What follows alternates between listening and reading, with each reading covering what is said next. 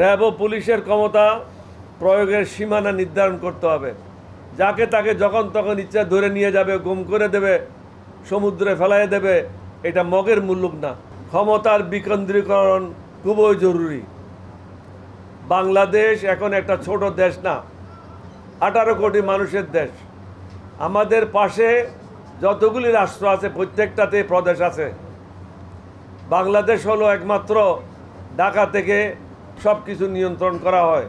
এইভাবে 18 কোটি জনগণের দেশ নিয়ন্ত্রণ করা সম্ভব না। বিভিন্ন দেশের সংবিধান পর্যালোচনা করে আমাদেরকে প্রয়োজনে কয়েকটি প্রদেশে বাংলাদেশকে বিভক্ত করতে হবে।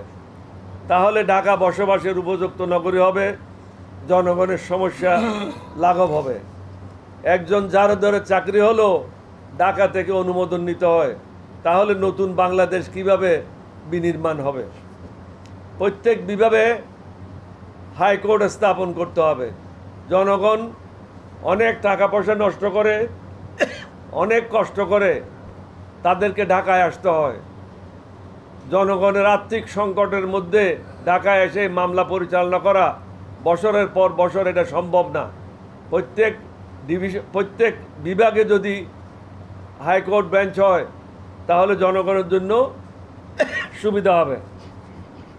স্বাস্থ্য শিক্ষা খাতকে গুরুত্ব দিয়ে প্রত্যেক বিভাগে অন্তত 3 থেকে 4টি আন্তর্জাতিক মানের হাসপাতাল নির্মাণ করতে হবে। নতুন হাসপাতাল নির্মাণ করা কঠিন হতে পারে, কিন্তু বর্তমান যে হাসপাতালগুলি আছে সেগুলিকে পুনরায় রিফাবলিশ করে কিছু পরিবর্তন এনে সেই সাথে বিদেশ থেকে অভিজ্ঞ বাংলাদেশি ডাক্তারকে দেশে ফিরিয়ে আনার পদক্ষেপ নিতে হবে। তাহলে আমাদের রুগীরা বিদেশে যাওয়ার জন্য আর আগ্রহী হবে না। বাংলাদেশ সরকারি কর্ম কমিশন, নির্বাচন কমিশন, দুর্নীতি দমন কমিশন সহ সমস্ত কমিশনগুলিকে স্বাধীন এবং রাজনীতিমুক্ত রাখতে হবে। একই সাথে তাদের দায়বদ্ধতা ও জবাবদিহিতা নিশ্চিত করতে হবে। ডিজিএফআই, ডিজিএনএসআই সহ সকল গোয়েন্দা সংস্থার কাজ সুনির্দিষ্ট করে দিতে হবে।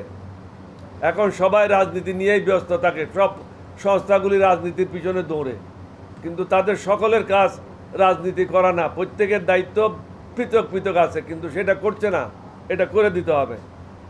র্যাব ও পুলিশের ক্ষমতা প্রয়োগের সীমানা নির্ধারণ করতে হবে।